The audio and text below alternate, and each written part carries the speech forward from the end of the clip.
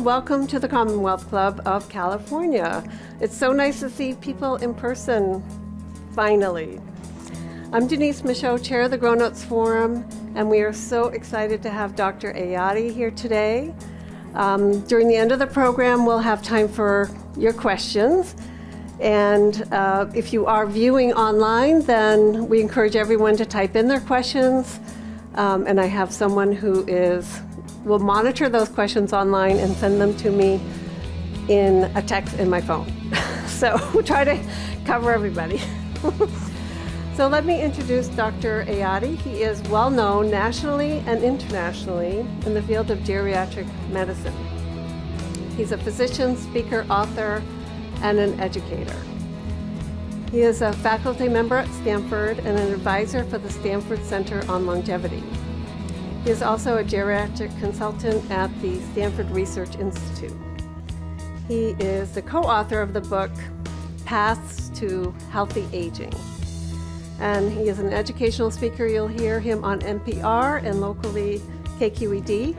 And in Washington, D.C., he advises the Senate Subcommittee on Aging. And he educates them and discusses aging and the challenges that we all face now and that we will face in the future. So please welcome Dr. Ayati. So much. Thank you so much. I appreciate it. I'm so glad to be here. I just shared that this is my first trip to San Francisco after the pandemic, and I'm so excited, and thanks to Commonwealth Club to make this opportunity that I'll be here. Now, I'm gonna turn on my timer because I'm a chatty person, and I know that I don't want it to take you for a long time. I know there is jazz also upstairs, and everybody's waiting to get there. No. And my topic is probably going to be the most boring one, but let's just talk about healthy aging. It's just, it's a very simple topic. At the same time, it's very challenging because nobody really is straightforward has any answer that what is exactly healthy aging. Because there are a lot of the things that the people discuss. I first going to start with the point that everybody knows that globally the population is aging. The number of aging population is growing rapidly.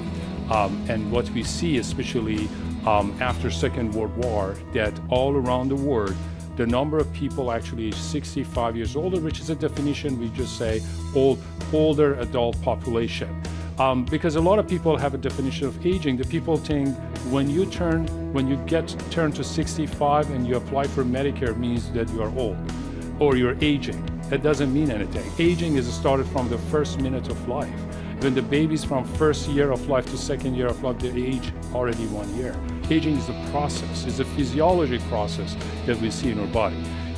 But when it comes to older adult population, which is going to be my specialty as geriatric, yes, the number of the people 65 years old is growing. I have some of the numbers. I mean, good old days that I was able to memorize all of them. But we know that according to United Nations in 2020, almost around close to 10% of population became age 65 years older. We had a massive mortality in aging population, unfortunately, due to pandemic, especially in Europe.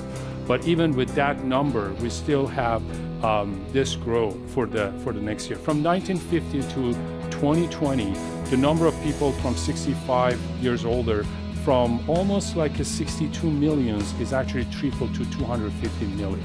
And we are expecting in 2050, we're going to get a maximum number all around the world in developed countries and also in developing countries. And there are many reasons for that. I mean, definitely a lower fertility rate happened, especially after Second World War. That's why we have, and a lot of the countries, especially you see right now, the highest number of aging population actually in China because of the policy of the one child for years. That's why the number of the people are getting older is actually higher. But overall, 3 countries right now have the highest number of aging population. China is number 1, is 172 million, followed by India, which is 90 million, and USA is 55 million. But technically, when we look at the estimation of the overall, the number of the population, and what is the number of the population is actually older, The Europe, 19 countries from Europe is actually have the highest number, at least 1/5 of their populations are older, or 65 years older. And as you know, there's always been like a competition between Germany, Italy was number 1, was number 2. But technically, right now, there's only country from Asia in that 20 list is Japan. Japan is actually facing a significant growth of aging population, and they're followed by Italy and Portugal. But technically, these are the numbers that we see right now. And it's interesting about U.S. population, because as you know, U.S. population is aging rapidly. The baby boomers, the people are technically born in 1946 and 1964, they become turning 65 in 2011.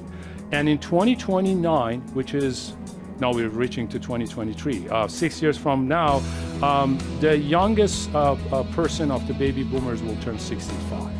And that's something that we see in the United States. And technically in 2025, 1 from 5 Americans will be 65 years older. That's as far as the numbers that we're going to see in the next 10 years. And according to U.S. Census Bureau, the projects in 2044, other things is happening. Minority population will surpass the number of the majority of aging population, which is in white, non-Hispanic. As you know, Hispanic population will be the number 1 aging population by 2040. And this is probably going to be, a majority of them will be 85 years older. That's as far as a number. Now, a lot of the countries, like for example in Asia, China, especially India, they see a massive aging population, but at the same time the economy is growing, and the children right now they're always taking care of their parents traditionally. They can't do it anymore because they have to go to work. That's the economy, and that's why this is going to become also a challenge for this government. I'm not an economist, I'm not a politician, I'm just a geriatrician, but as far as I hear from the other countries, that they have a lot of problem with building infrastructures to taking care of their aging population. This is the way the world is going. Now, I will back about this number, why this is important to discuss about this, that while we actually have this, especially knowing that developed countries also have a large number of aging population, what does it mean for us? What does it mean for us right now in the United States? And I will discuss about it later. Now, let's talk about life expectancy, which is just important to a lot of people talk about it. According to the latest one in 2017, technically the average life expectancy is something around 79.7 years, 82 years old for women, around 78, 77 for men. But it's very interesting because the life expectancy in men is growing, which is we actually see that in 2060, men will gain 6 years of life expectancy, women will gain 5 years, 5.3 years in life expectancy. Almost this two will be equal. Now, it's very interesting because we see the life expectancy, a lot of people, I hear someone is saying that who doesn't want to live longer? And that's a very important question, because a lot of the patients, they come and ask me that, what should I do to live longer? But a lot of argue here is that, do we want to live longer, or do we want to live independent as long as we can? And that's a very important question, because a lot of times we say, okay, I don't want it to live 5 years, I just want to live for another year, but I don't want it to be dependent on anyone. And I don't want it less of 4 years. Because if I will be dependent, that is really going to impair my quality of life. And that's a very important question. But I have the other side. A lot of people say, I don't care. I want to be dependent, but I just wanted to live longer. I wanted to make it to 120 or 130 years old. It's very difficult but one thing that I wanted to say, that interesting when we look at the developed countries, including us, that when we see aging population, and what we have as far as resources, infrastructures, as far as what we have. Again, I'm a geriatrician. My point of view is from a physician's side, a geriatrician. I'm looking at the healthcare. And when I look at the other area of the world, that the people live longer, especially I'm talking about traditional societies. I'm originally coming from traditional society. I'm coming from Middle East, from Iran. And I know, and I raised and grew up there. And I just can see the difference between quality of life of older adult people in the traditional society. They don't have any access to all the advanced medical care that we have here. It's not like here that you, for example, if I want to order for you a blood test, I can order you tonight electronically, you go tomorrow to the lab, and you can do tons of comprehensive blood tests. I can send electronically prescription to the pharmacy and you can pick it up tonight or tomorrow. They don't have any of these resources, but they have longer longevity. And that's very interesting. How is that? They have actually longer years of independence. And that's this is exactly the topic that I wanted to talk tonight. Now, when you look at the internet, you look at the National Geography and all this stuff, you're talking about the blue zones area, you probably hear. There are like the areas that people living almost like late 90, life expectancy is actually around the 100. Most of them, they're centenaries, and they live in the longer years. Like places like Okinawa in Japan, Sardinia in Italy, Costa Rica, Greece, Loma Linda, California. And they always says why these people are living longer. Do they have a better medical care? No. Absolutely not. Do they have geriatrician? Absolutely no. They're so lucky. They don't have. But do they have more MRI or CT scan or more operating room? They don't. They're always saying that they have very basic principles of the healthy aging, which is not only for the time when you enroll in Medicare. It's the time that you're born and you just grew up with that. Move naturally, eat healthy. It's just so easy. Everybody can know that. And if I wanted to talk about healthy aging, everybody knows you need to do exercise.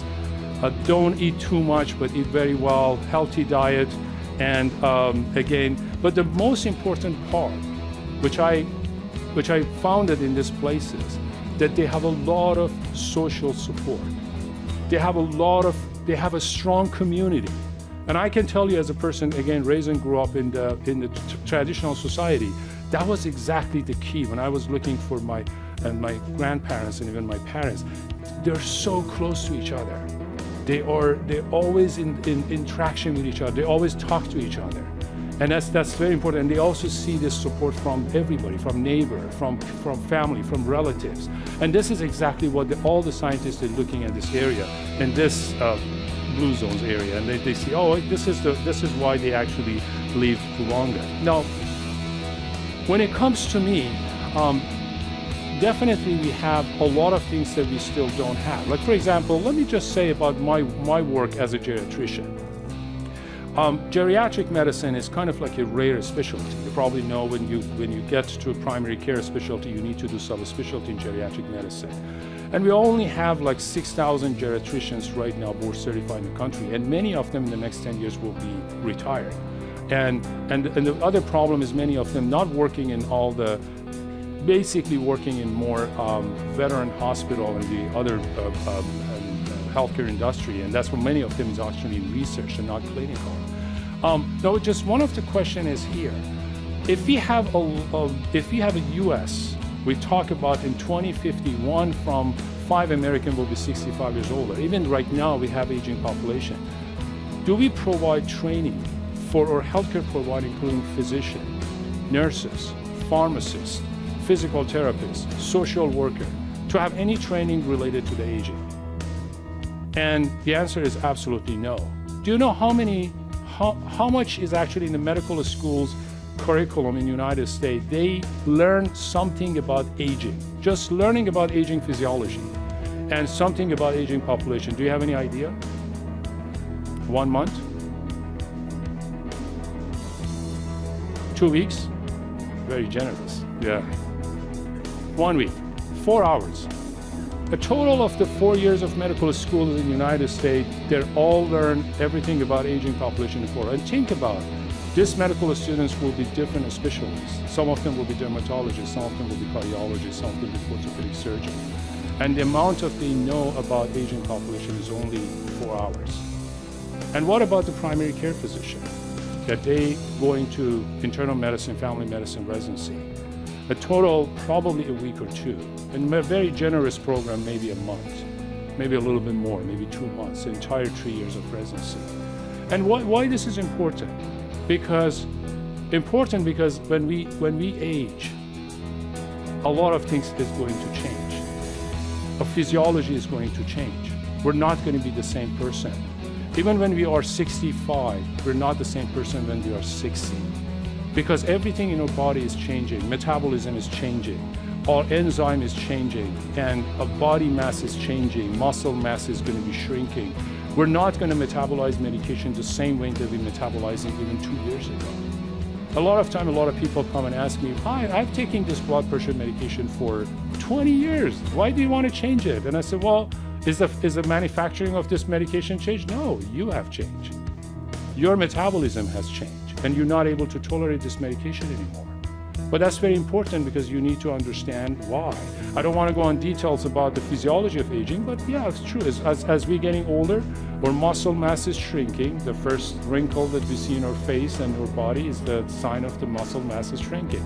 And when the muscle mass is shrinking, means, and also our water contents of our body is actually drop, means that many medications that they are what we call hydrophilic, they like water to be metabolized, they're going to be less active to be metabolized. A lot of medication that they need muscle mass to kind of like get metabolism or getting to the receptors, they're not there anymore. That's why we're going to see more side effect of medications when we're getting older.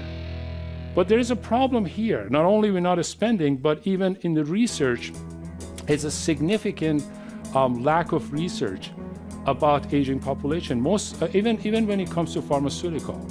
When it comes to pharmaceutical, you know about the development of the drugs. The drugs goes exactly like a vaccine, phase 1, phase 2, phase 3, and then goes to phase 4, which is after market. But when it's phase 3, which is going to be they're going the trial of medication, what's the populations that the pharmaceutical company can find 85 years older and they try the medication on this population?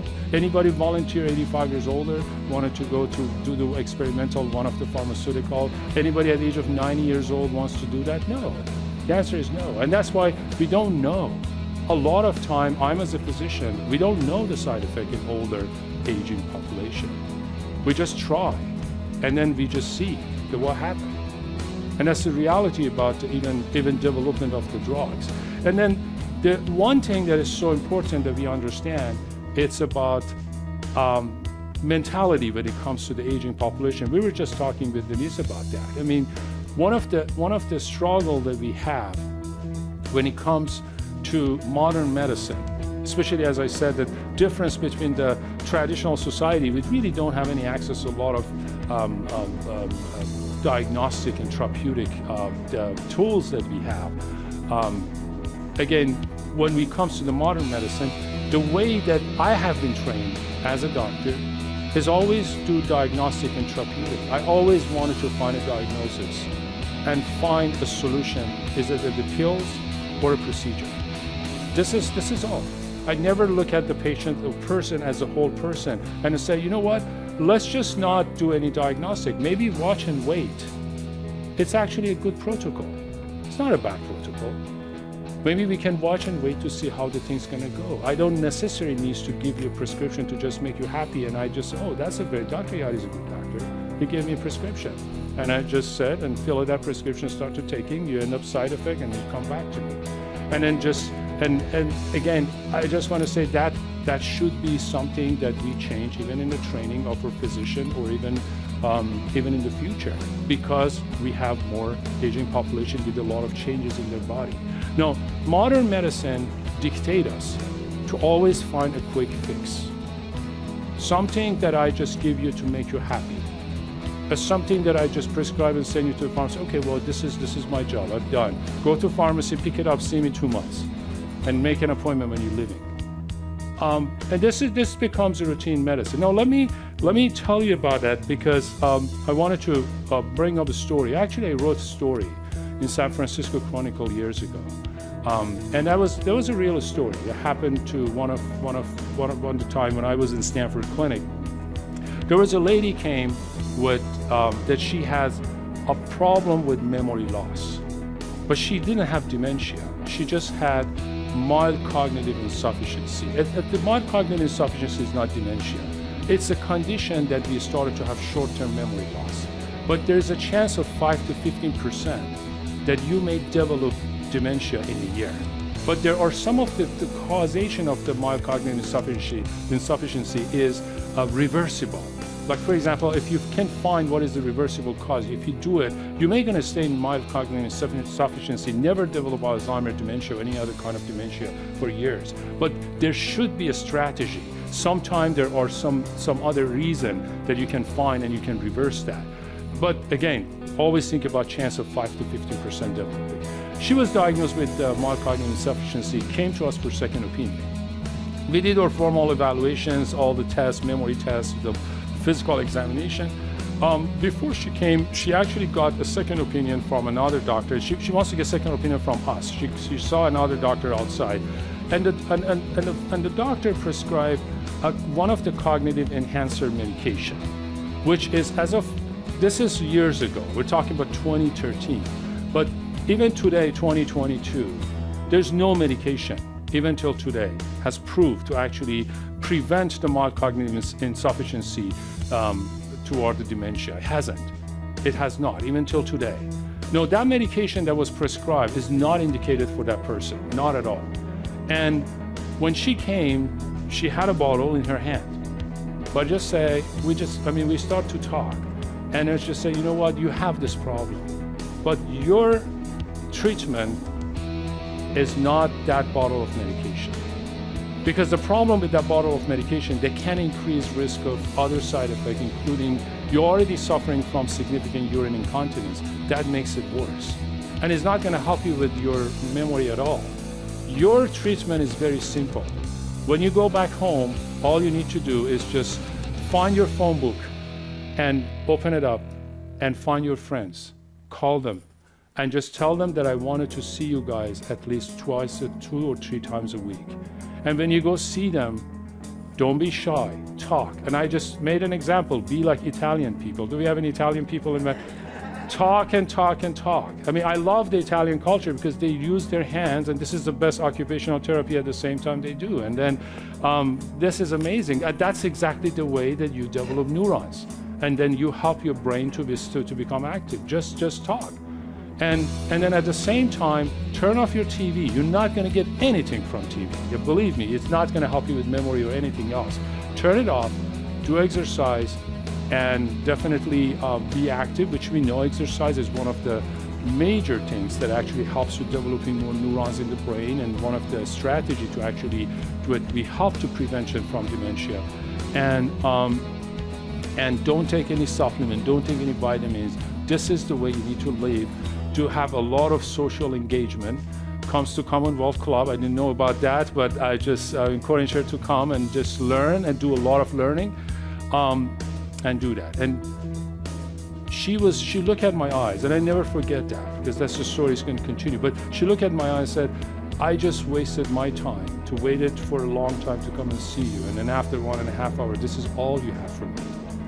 That find my phone book, exercise. And she left, and her daughter was there. She actually wrote a very bad letter after she left about me. And then later they said, what's wrong with you? Just scaring all the patients. But 9 months later, I was visiting in the nursing home.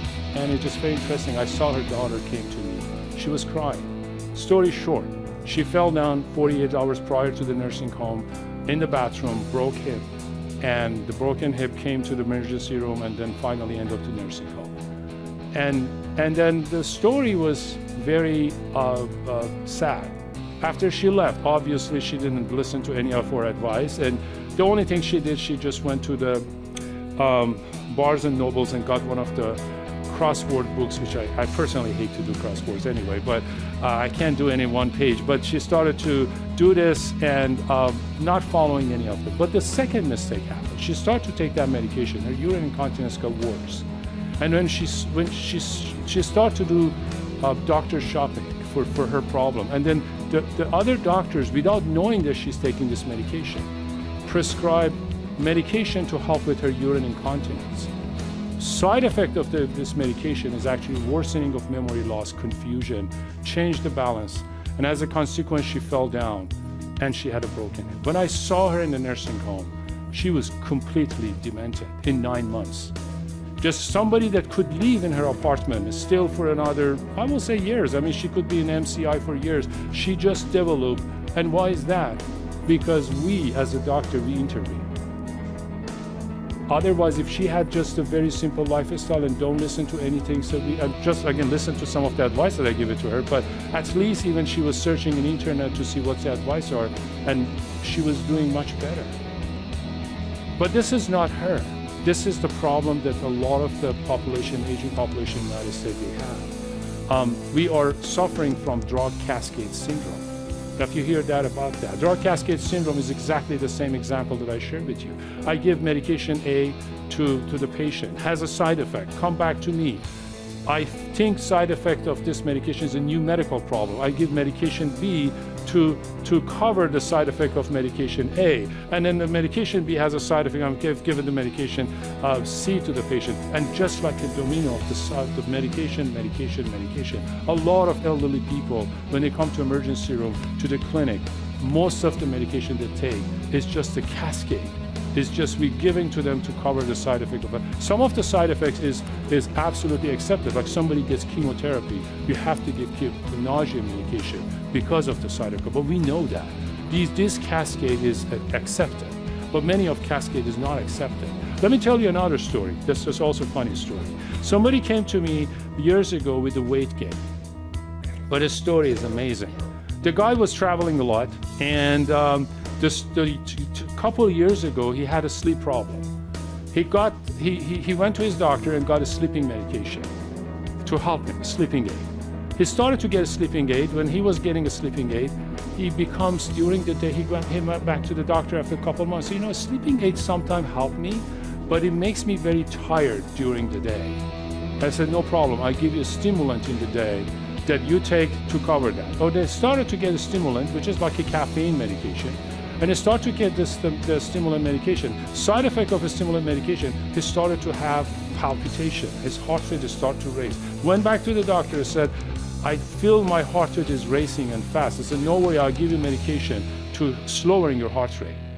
The medication C was prescribed. The medication C side effect was feeling tired and fatigued. Went back to the doctor after a couple of years and diagnosed as depression and prescribed antidepressant medication, which the side effect was weight gain.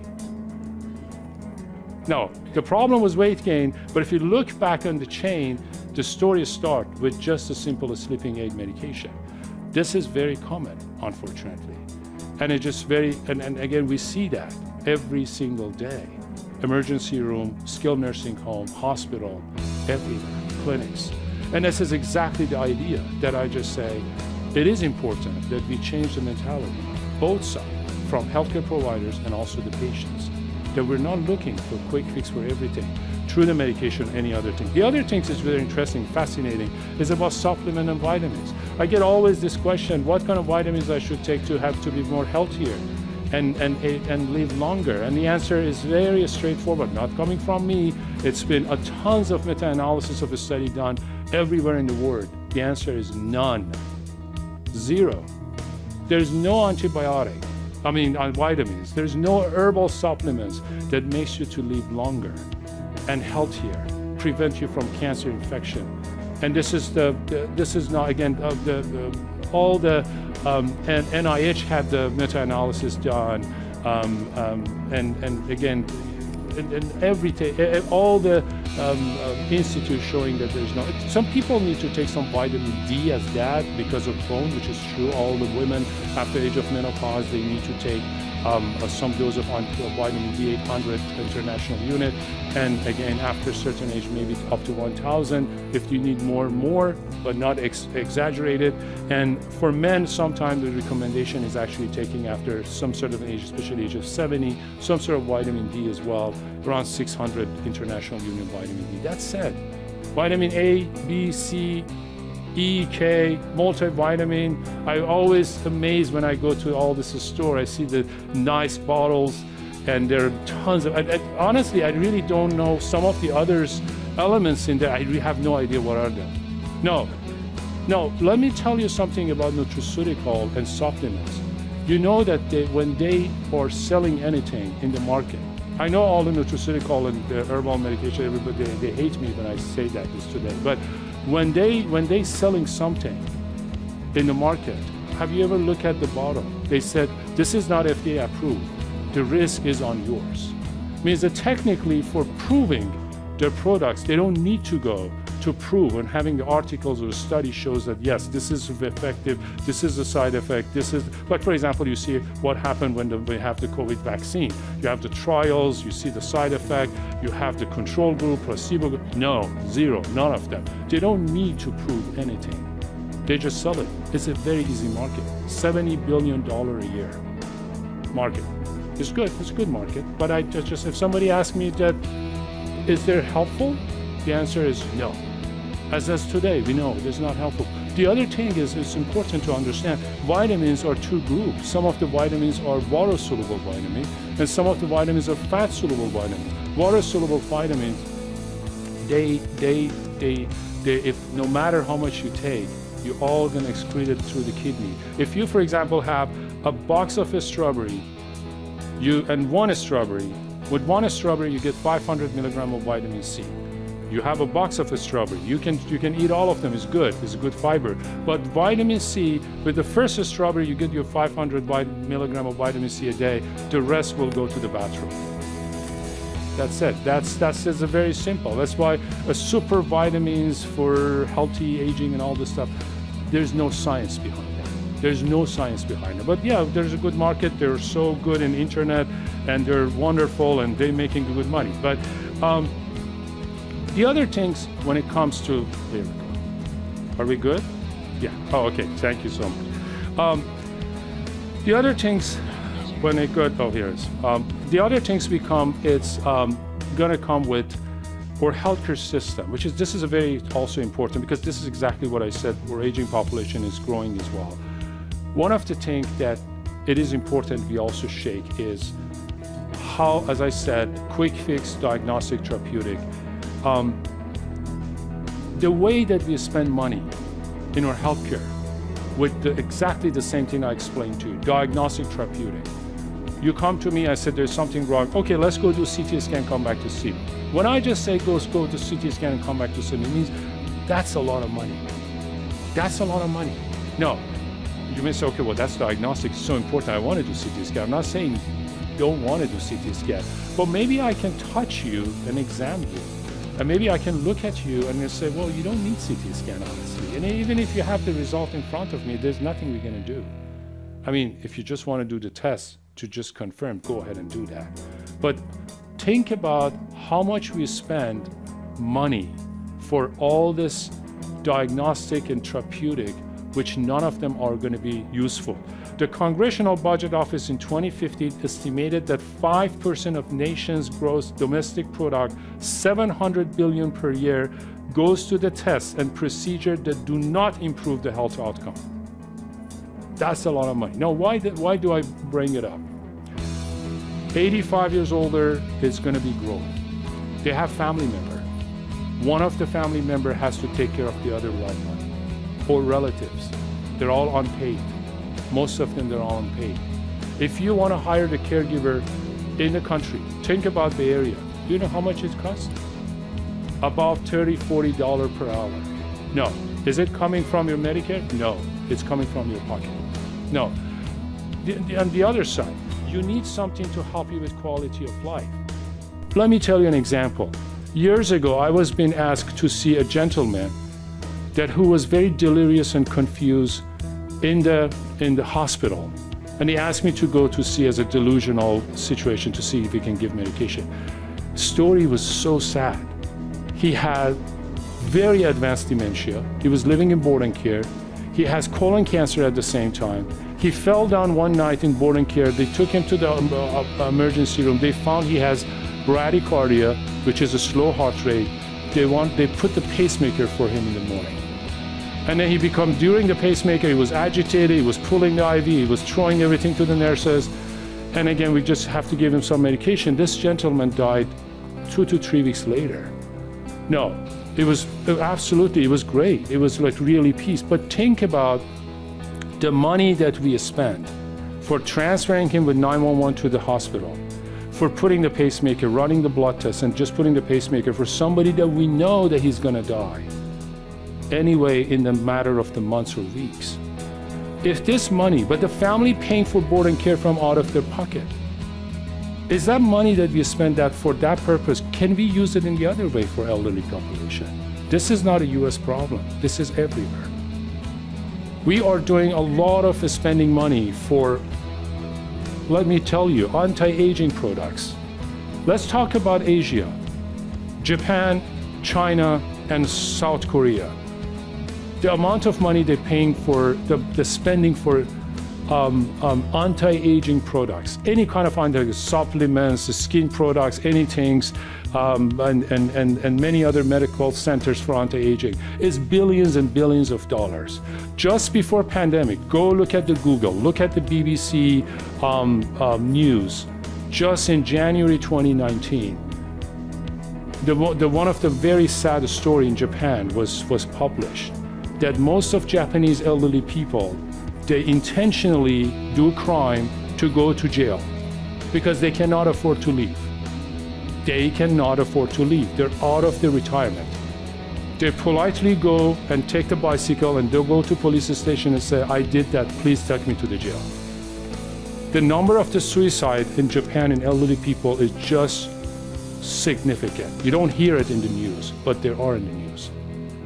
But think about the money that they spend for anti-aging. Is like aging is the germ, is a microbe. We have to fight with it. It just, and again, I always saying mentality of anti-aging society. That's horrible. Every time when I see anti-aging, whatever it says anti-aging, it just makes me very irritated. Why we are against anti-aging? What's wrong with aging? We all age every single day. From the 5:30 we started this program till now, we all age. That's okay. The why we should be against is aging.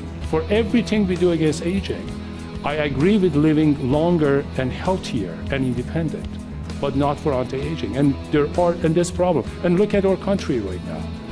If we spend the money that we spend for healthcare, if we can spend this money to provide caregiver for elderly people, they maybe need a wheelchair, they maybe need a bed, they may need more physical therapy, which is actually can help them to live better, more independent.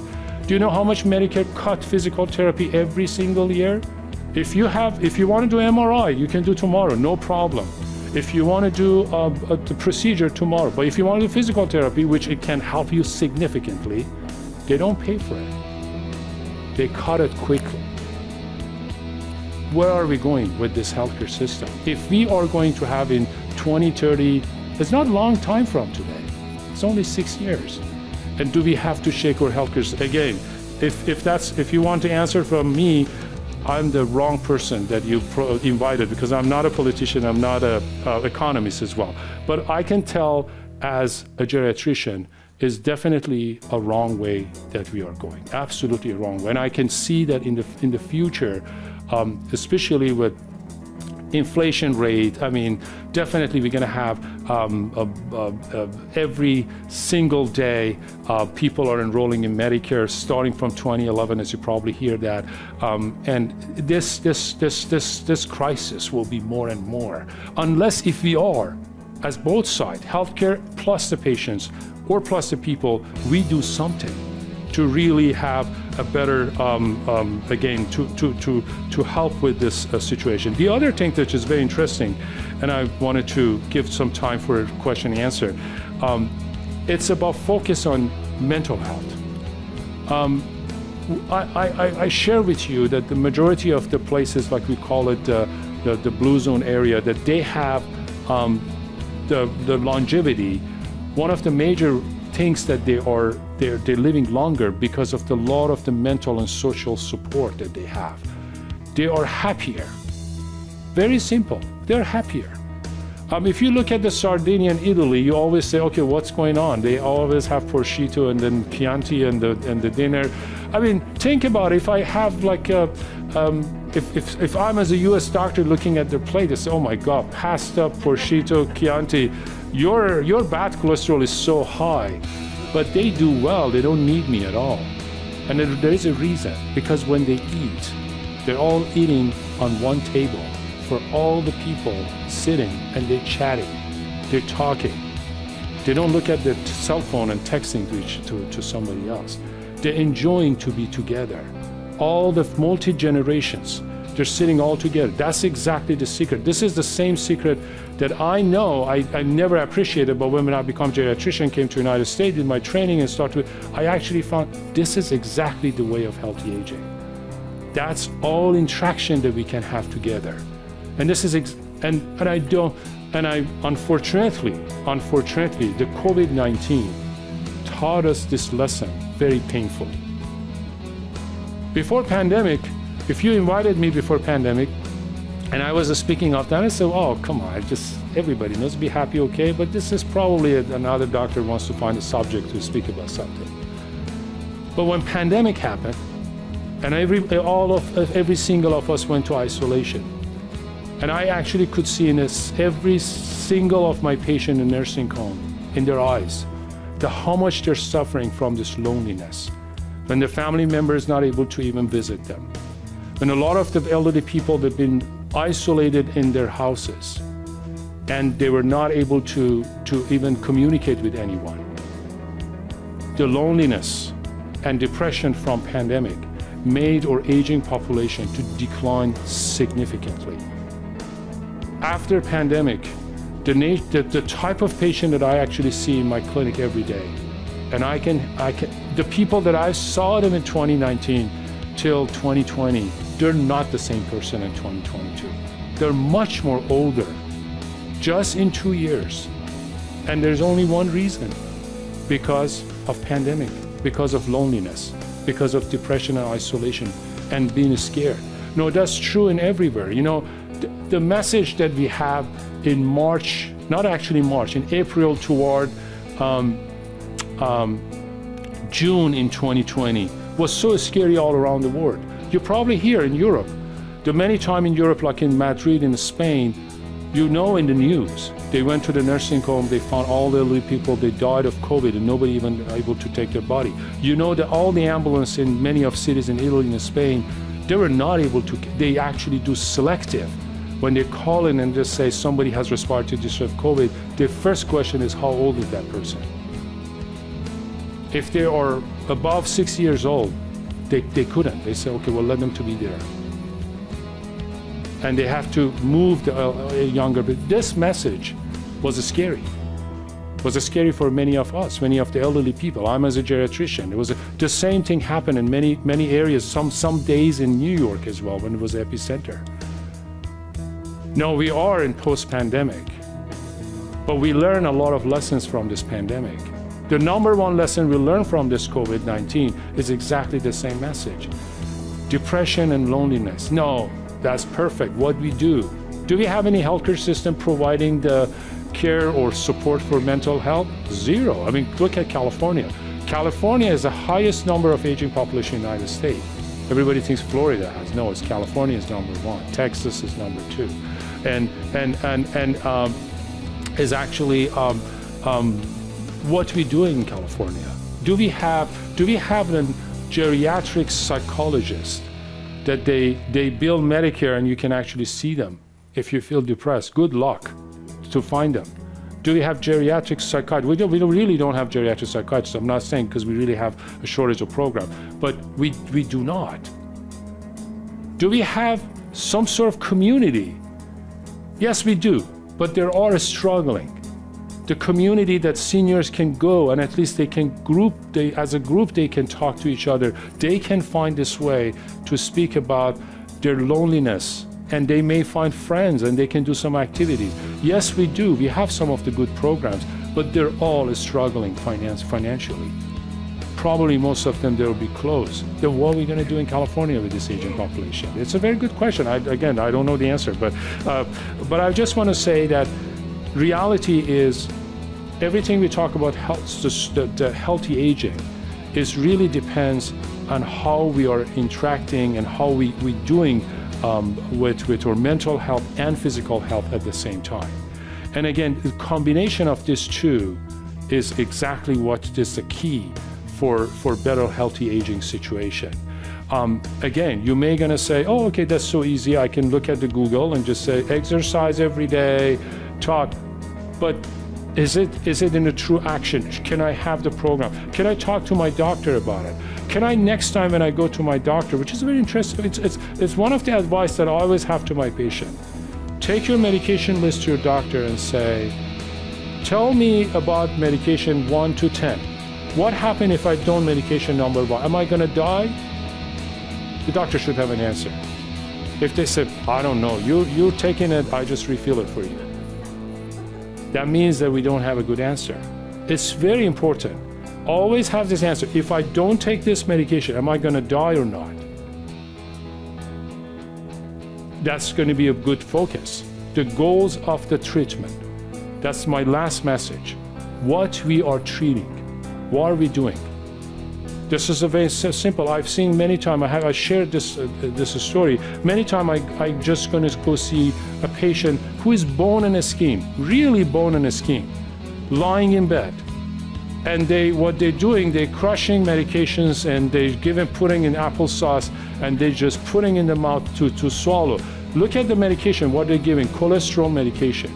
For somebody that has no fat, is only bone and skin. Why? Because we wanted to prevent a stroke in the next 10 years. That person is dying in a couple weeks, probably a month. What's the goal of this cholesterol medication? What we are preventing now? Stroke? Where is the stroke? This person is dying from just the situation. There's no goals. We don't have any goal. We should have a goal. If I give a prescription for cholesterol medication, yes, I should strongly say, based on your life expectancy, I'm going to give it to you because your 10 years life expectancy and the risk factors, you need to take this medication to prevent a stroke. If I don't have this number, that means you need to think again about that. Is it the right things or not? Now, it's 20 minutes. I just wanted to stop here, and I wanted to thank you so much for being here, listening to my boring conversation, but I appreciate it, and thank you. We have time for questions. Yes, please. So yeah. you can go get comfy and Oh, sure. Oh my God. Look, feeling like a director here. Let's just. Thank you very much for your comments. You've given us a lot to think about. Oh, you're welcome. Could you say a few words about food and nutrition for the aging population? That's a wonderful question. It's about food and nutrition. It's true that what we call is healthy diet.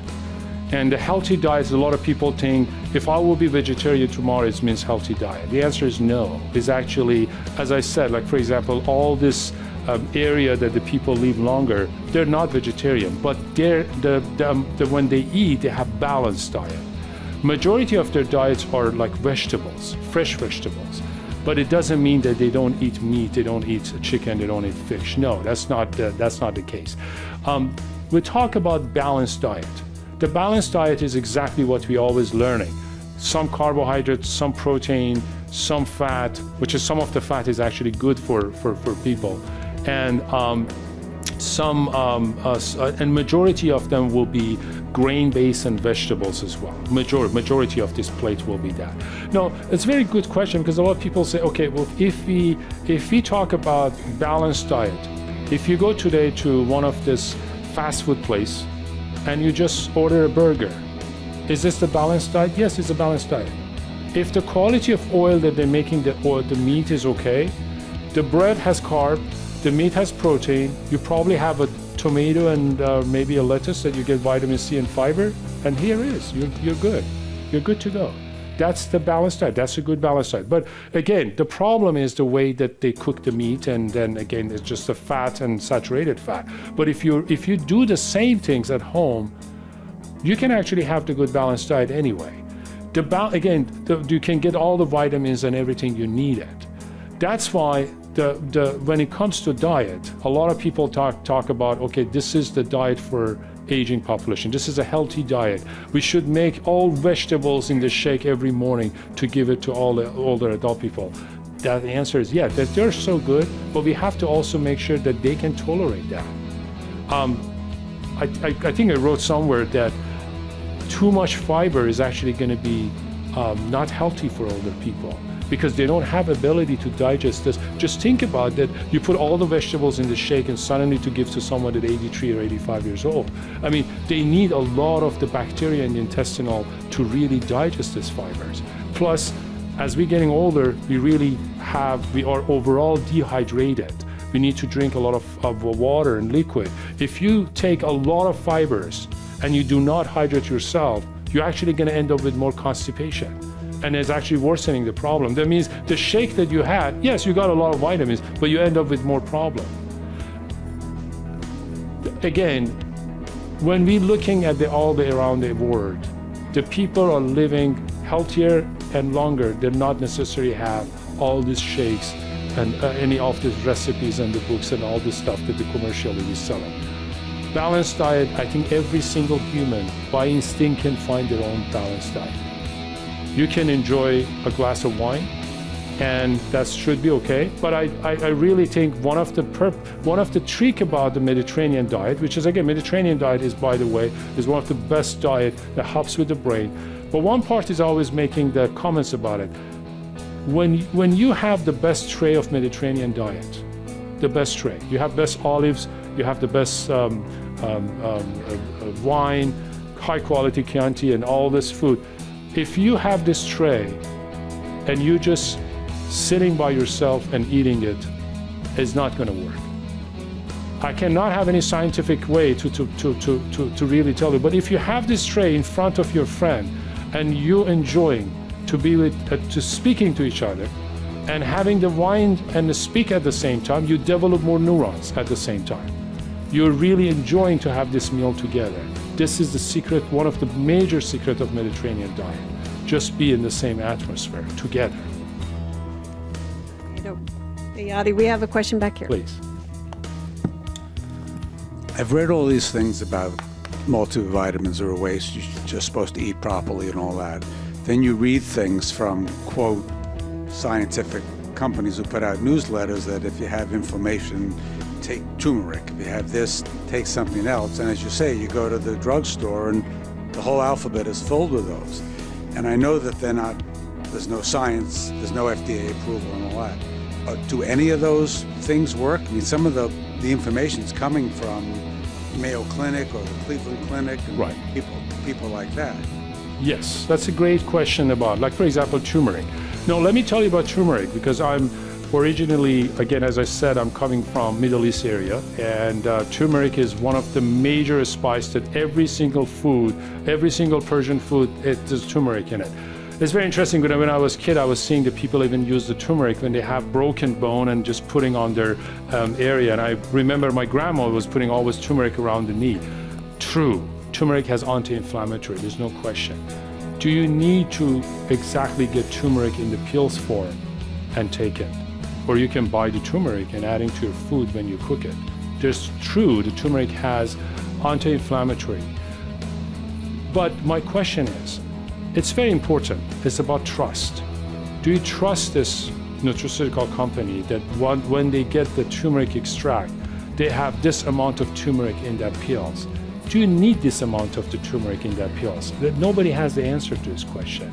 There's a lot of things that actually has anti-inflammatory nature, which is true. Because again, there are a lot of other medication that we use it in pharmaceutical, they're coming from nature based, but the chemical, they found it from nature and they're making as a medication. But the answer is yes, turmeric is anti-inflammatory. There's no question, I completely agree.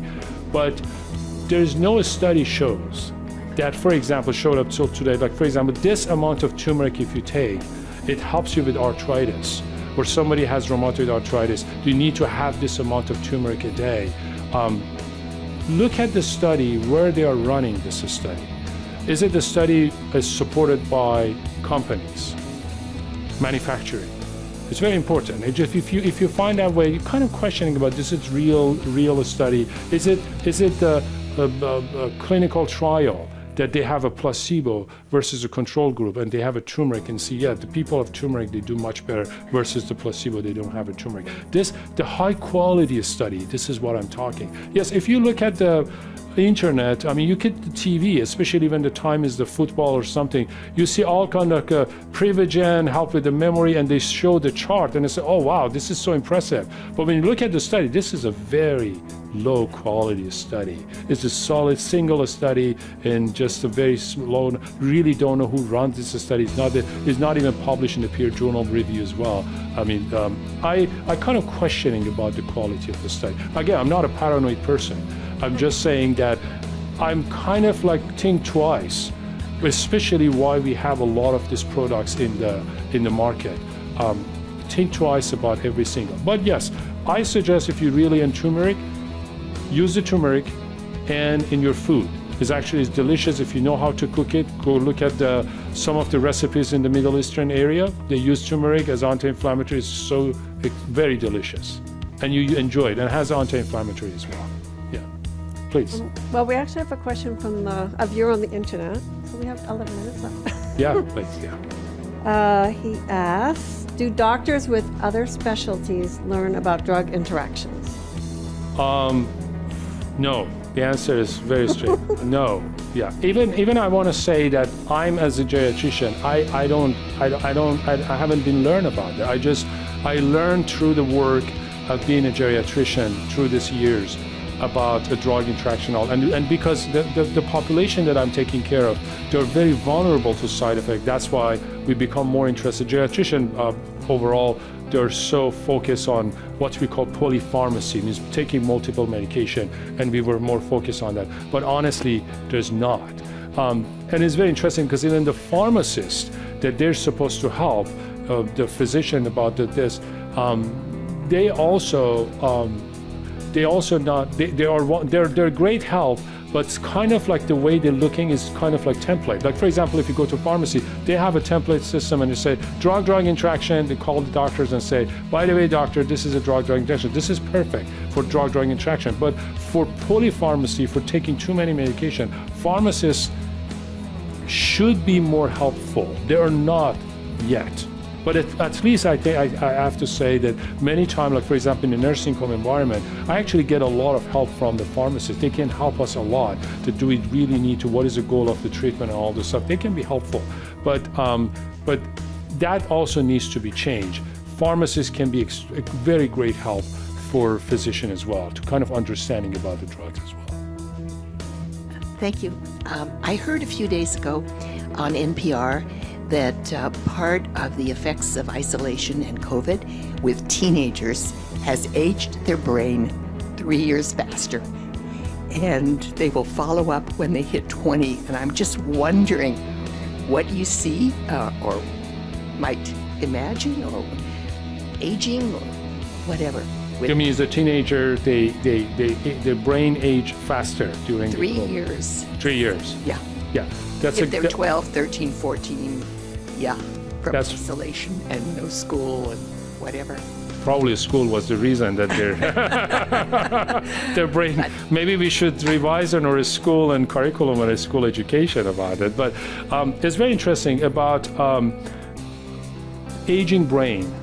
There's a difference between aging brain, and again, one of the very interesting things about that when the brain. I'm not saying stress is good, but change the lifestyle can actually change the way that our neurons going to be developed. But it's the way the brain is going, the way the body is actually going, especially the brain. The brain and neurons start to producing, and after a certain age, they start to decline. Exactly. 24 is exactly age. It's like age of technically we go up to 25 and suddenly we start to go down. A lot of people, they always says, well, aging brain started when you enroll in Medicare. The answer is no. When you are 25 years old, that's the aging brain has started. But and that's the way they actually it does. But for after age of 25, we actually lose more neurons a day.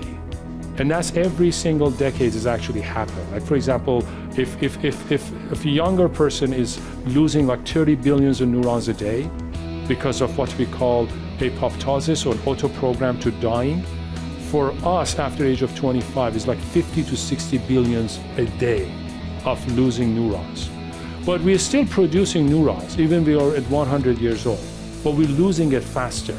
Unless if we really, as I said in all the conversation, we keep the neurons alive, which is technically, it will be more challenge. No, just speaking of challenge, why this is important. I'm not a neuroscientist, but one of my impression about it, that maybe the teenager during the pandemic, they have more challenge of the learning and also change the environment of their life.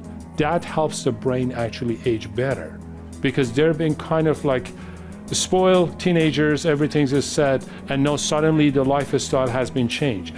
No, let me tell you about that, because like when we talk about the brain, this is not a topic for today, but we talk about brain aging.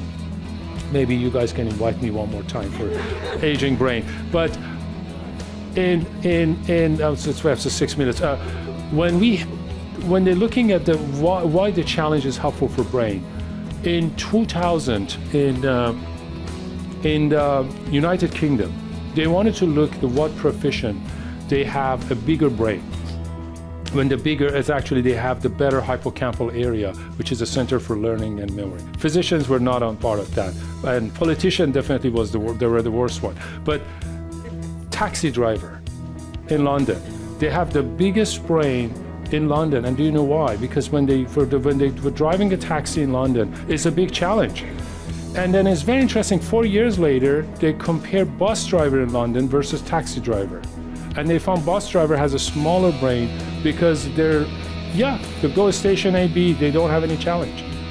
And this is exactly happening to all of us. When you come and listen to my boring talk today, and you just can't, you technically develop more neurons, because you're learning something, and when you discuss this tomorrow with your friends and you find a way, you just kind of go, okay, what are we going to do? This is the way that we develop neurons, the challenge.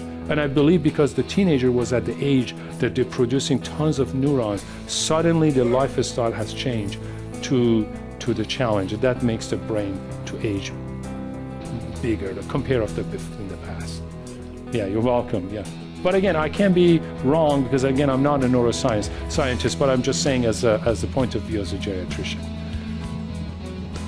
Hi, I'm just curious what advice and policy recommendations you've given to the congressional committee that you advise, and part two is, do they listen to your advice, or do you see any hope that, how Medicare and government programs are administered, whether they will evolve and change in the right direction?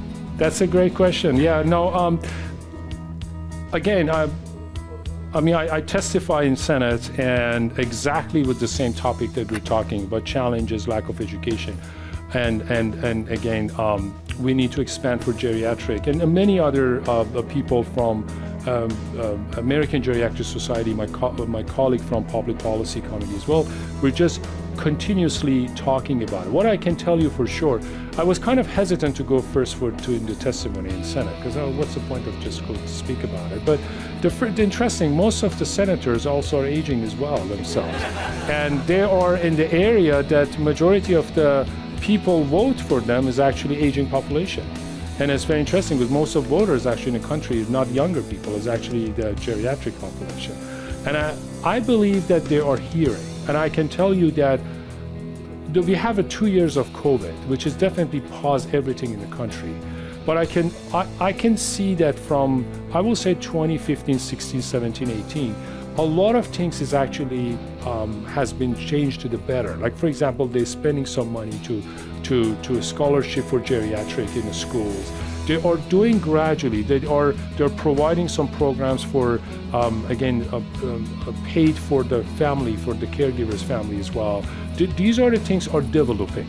No, it's very slow, because the way that we see aging populations growing, they need to be faster.